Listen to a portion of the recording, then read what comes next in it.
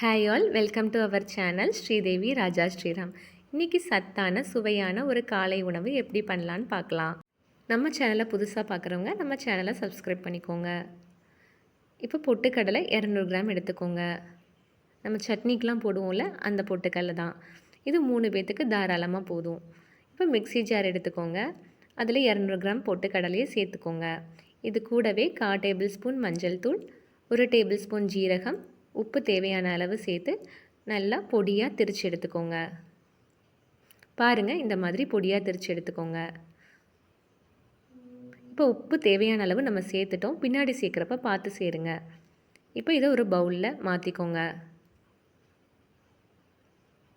இது கூடவே பொடியாக நறுக்கின வெங்காயம் 1 சேர்த்துக்கோங்க. கொத்தமல்லி 3 டேபிள் ஸ்பூன் பொடியாக நறுக்குனது அதையும் சேர்த்துக்கோங்க. கூடவே பூண்டு 4 பல் பொடியாக நறுக்குனது சேர்த்துக்கோங்க. வெங்காயம், பூண்டு, பச்சை மிளகாயும் நான் 4 பொடியாக நறுக்கி சேர்த்துருக்கேன். காரம் உங்களுக்கு தகுந்த மாதிரி நீங்கள் சேர்த்துக்கோங்க. இப்போ இதை நல்லா மிக்ஸ் பண்ணிக்கோங்க. பாருங்கள், இந்த மாதிரி. இதுக்கு தண்ணி சேர்க்க தேவைப்படாது. இப்போ கோதுமை மாவு ஒரு 4 கப் எடுத்துக்கோங்க. உப்பு சேர்த்து சப்பாத்தி மாவு அளவுக்கு பிசைஞ்சு வச்சுக்கோங்க. இப்போ இதை நெய் தடவி நல்லா க்ளோஸ் பண்ணிக்கோங்க. நார்மலாக சப்பாத்தி மாவு பிசைவீங்களா அந்த மாதிரி தான். இப்போ 10 நிமிஷத்துக்கு அப்புறம் இந்த மாதிரி உருண்டைகளாக உருட்டி சப்பாத்தி தேய்ச்சிக்கோங்க.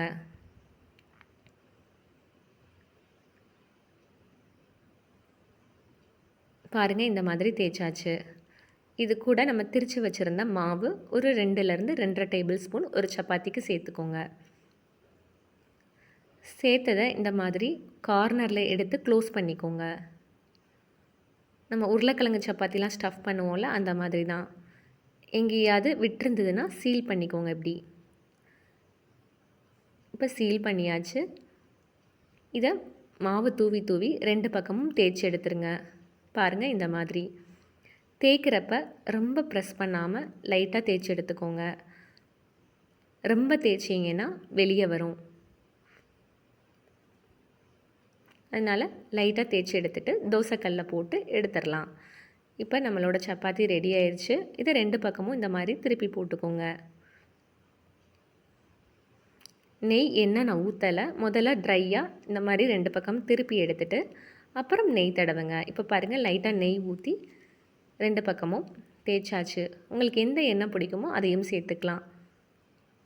அமுக்கி விட்டுட்டு இந்த மாதிரி எடுத்துக்கோங்க. இது அப்படியே பரோட்டாவை உங்கள் ஸ்கூல் பிள்ளைங்களுக்கு கொடுத்து அனுப்பலாம். அப்படி இல்லாட்டி இந்த மாதிரி கட் பண்ணி பீஸ் போட்டும் கொடுத்து அனுப்பலாம். இதோட டேஸ்ட் சப்பாத்தி மாதிரி இருக்காது. ஒரு வடை சாப்பிட்ட மாதிரி ஒரு ஃபீலிங் இருக்கும். தாராளமாக 2 நாள் வரைக்கும் இது தாங்கும், வெங்காயம் சேர்க்காட்டி. நீங்களும் இதை ட்ரை பண்ணுங்கள். ட்ரை பண்ணிவிட்டு உங்கள் கமெண்ட்டை பதிவு பண்ணுங்கள். பை.